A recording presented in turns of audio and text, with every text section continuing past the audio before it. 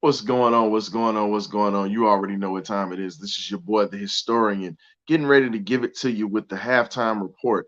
But before we get to this halftime analysis, go ahead and hit that like and that subscribe button for us so we can get everything squared away. So, without further ado, let's go ahead and get to it. Halftime analysis.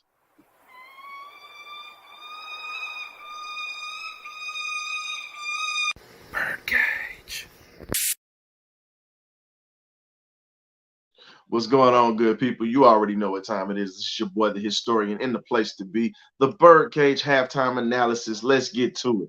So, first and foremost, um, you gotta respect the fact that you got an old school slobber knocker type of game. When I say slobber knocker, I'm speaking on being able to see defenses actually go at it today. This isn't an offensive type of game today. It's wet, it's cold, it's nasty. It's pretty much just gonna be a defensive type of day. When we move down the field, we're gonna have to do it the old-fashioned way. Three downs and a cloud of dust, as they would say. Now, Atlanta didn't capitalize on that good field position. We took three, but we should have had seven. We've got to get in a situation where we use Ritter's legs a little bit more, especially in this game, just to open it up because Bijan Robinson isn't going to get it done in the running game. You want to get down to it, Cordell Patterson and Tyler Algier are going to be your backs for today that you need to use heavy. Not saying anything wrong with Bijan Robinson. Think he's a great player. However, this is a game that's built for players that are north and south type of runners, not scat backs. The weather is nasty, and you have a very good defensive front with the New York Jets, period.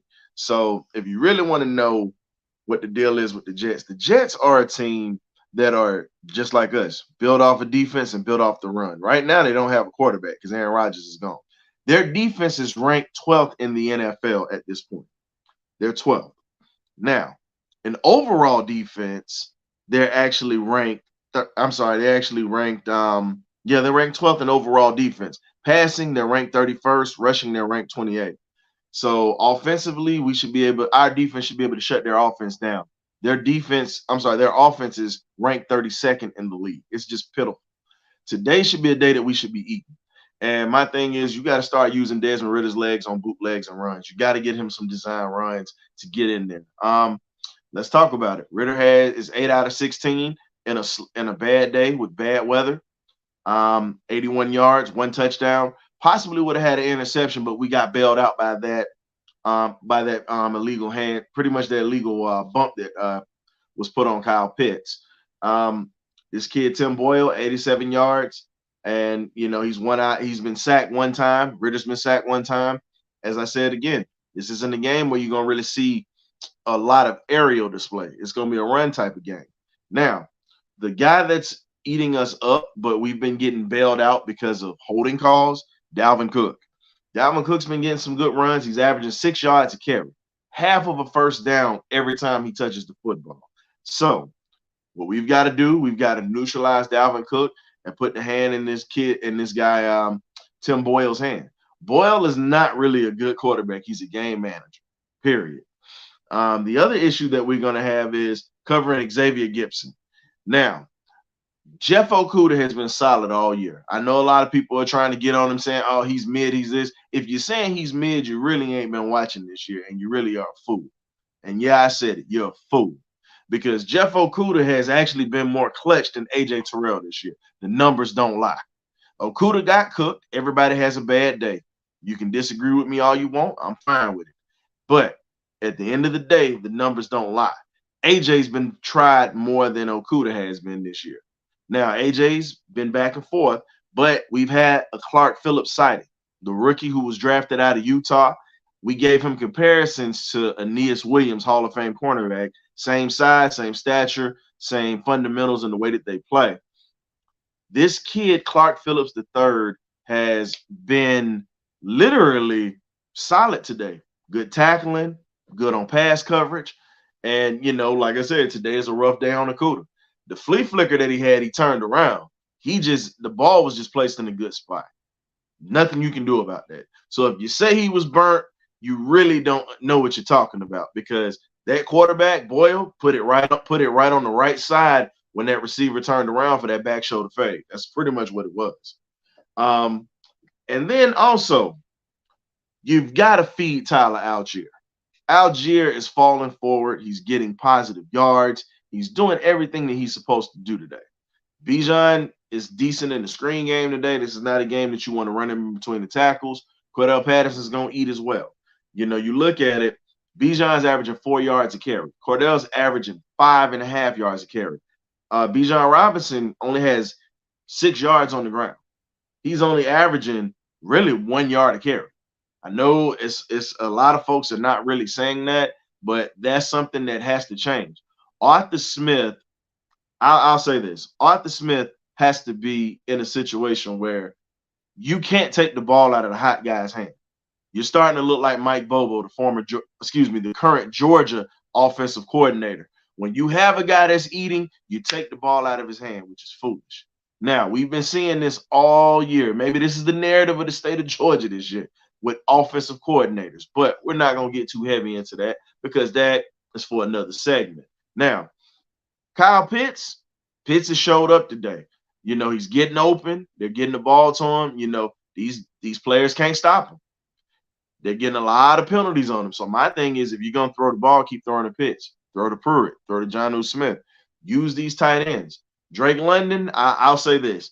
A lot of people are going to say, it was a dirty shot. We've heard it, some people saying it on the screen. I'm telling you right now, it wasn't a dirty shot. Jonathan Vilma was spot on.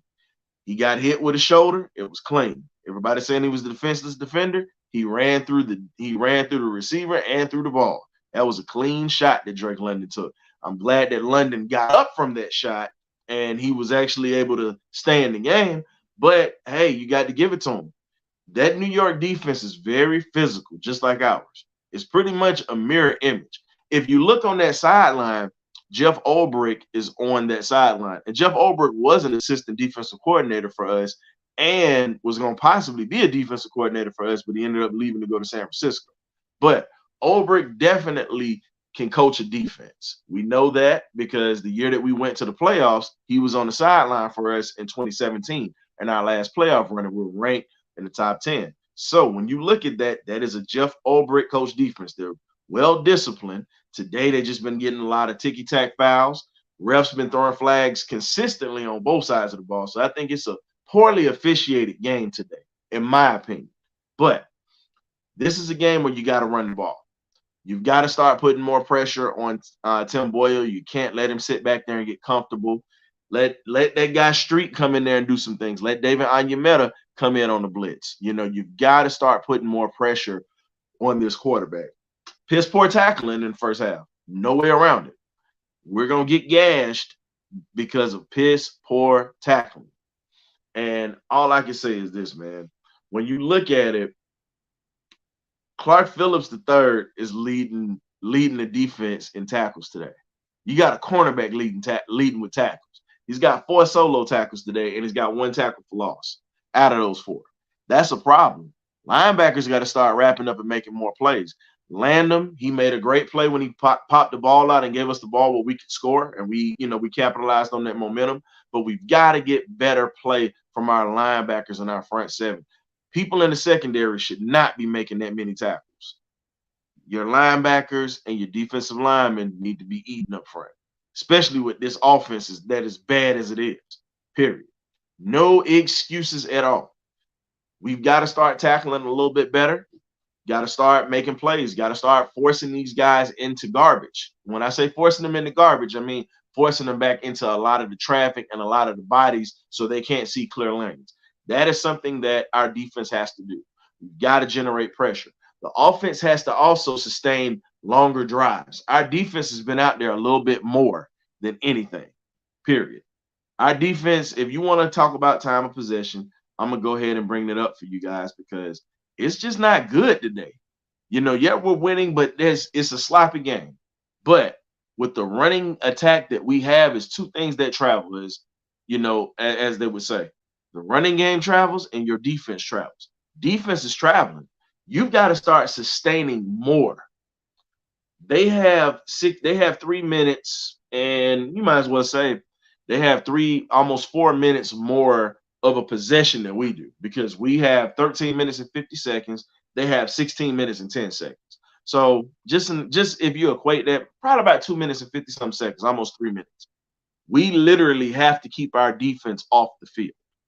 The defense has to be in a spot to where they can rest. That run game has to bail this thing out today. This is going to be an ugly game. You know, we don't need to put the ball in Ritter's hands, let him throw here and there, but this is not a game where he needs to throw for 40 times. This needs to be a CP, Tyler Algier type of game and a controlled type of game. Arthur Smith, you talk about controlling the clock. Let's go ahead and see you control the clock today, and let's go ahead and keep the chains moving, and let's go ahead and take this game. Truthfully, we should be up 21. We should be up 21 points right now. No ifs, ands, or buts. Being able to move the ball and finding a rhythm, they ended up finding it in the second quarter. They've got to continue this momentum in the second half. You've got to rest your defense because what's going to happen, your defense is going to get tired. Dalvin Cook is going to break one. If this defense does not get tired, we have a chance to have a little juice in the tank to be able to slow their running game down. Breece Hall has been getting off today. So you have two dangerous running backs in Breece Hall and Dalvin Cook. Eventually, one is going to break if we keep with this piss poor tackle. So defense, you got to tackle better. Offense, you got to sustain drives. And also, get these tight ends involved a little bit more. You got a touchdown with Pruitt. Keep feeding Pitts. Keep feeding John O. Smith. Keep feeding Pruitt. When you're in the red zone, you got to use those big bodies. Or if you're not going to use those big bodies, let Ritter use his legs and his speed. Let him run. Call a quarterback run. Fake bootleg, let him use his speed to get to the outside. This is a game that we're going to have to win when it comes down to it being ugly and gritty. This is not going to be a pretty game today because of the weather. So London's got to get involved. Maybe we can use some screens to get him involved to keep him physical and make those defensive backs pay. However, what's going to change right now is the momentum. They're going to come out. They're going to be coming with guns blazing, and they're going to feed their two running backs. The question is, are we going to feed our running backs? That's the one thing that we're going to do. Are we going to continue to keep this going? But we'll find out. So we'll see you at the party line, which I expect, or the benediction post-game show. So let's get back to the game. Thank you guys for coming out, and we definitely will see you momentarily.